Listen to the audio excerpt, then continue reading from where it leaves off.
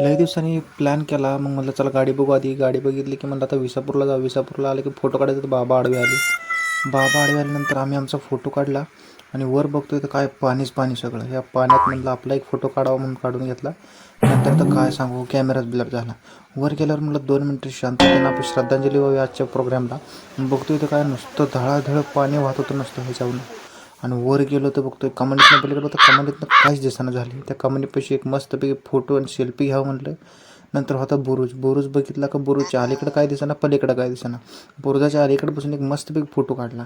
नंतर एक कोणाचं तरी घर असल्याचं दिसलं बाबा. आणि त्या घराचा बहुतेक मालक असा व्हायो असा ताणून बघतोय वा माझ्याकडं.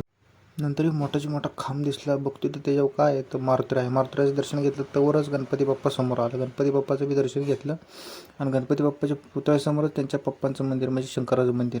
शंकराचं दर्शन केलं की मला एक तलाव बिलो आहे. त्या तलावाच्या शेजारी एक मस्तपैकी फोटो काढला. नंतर आली कमान. कमानीतनं पलीकडे बघावं तर काल्याकडे काय दिसाना. मग म्हणलं आपलं एक फोटो काढावं. जरा म्हणलं डोकवून खाली बघावं तर एवढी मोठी दरी काय सांगू काय तुम्हाला, काय सुचना.